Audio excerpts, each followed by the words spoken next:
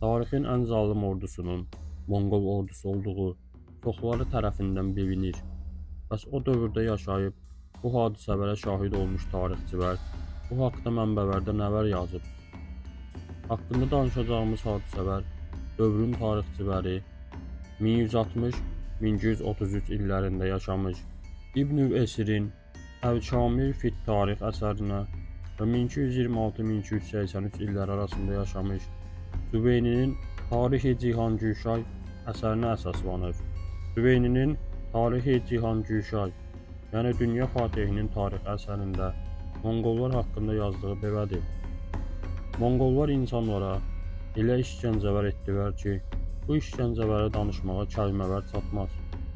İnsanların dərilərini üzdülər, burunlarını və qulaqlarını kəsdilər, gözlərini oydular, insanları diri-diri yandırdılar, qaynar suya atdılar və çarmıxa keçirdilər.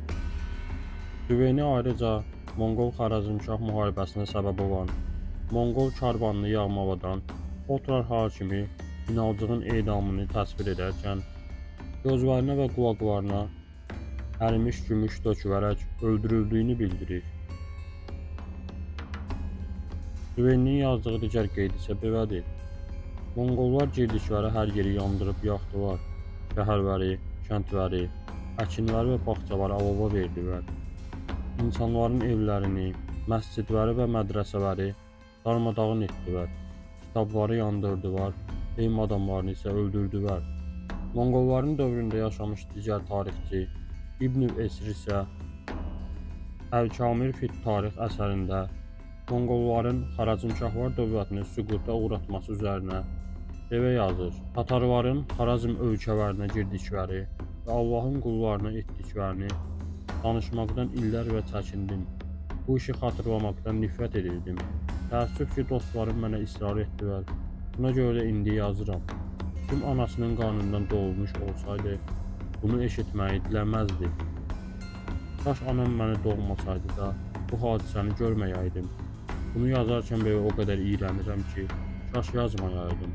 Ah kaş, çünki indi yazacağım şey dünyanın başlanğıcından bəri heç birinin bənzərini görmədiyi böyük bir hadisədir. İbn Esir və dövrün bir çox tarixçisi də Mərv qətliamını təsvir edərkən deyirlər. Monqollar təslim olan xalqa təminat vermələrinə baxmayaraq şəhəri ələ keçirdikdə onları qruplar halında çölə çıxartdılar. İnsanlar yaşa, cinsə görə qruplaşdırıldı və qətl edilməyə başlandı. Qətliam edən Monqol əsgərləri dincələ 7 günə 700 min civarı insanı qətl etdi. Bəzi mənbələrdə isə üsyan edənlər haqqında bu hadisə deyilir. Pekin yaxınlığında Monqolların yeni aldığı bir ərazidə kiçik bir üsyan çıxdı. Bunu eşidən Çingiz xan üsyançıların hamısının qazanlarda qaynadılaraq öldürülməsini əmr etdi. O gündən sonra bir daha ora xalqı qazandan yemək yeyə bilmədi.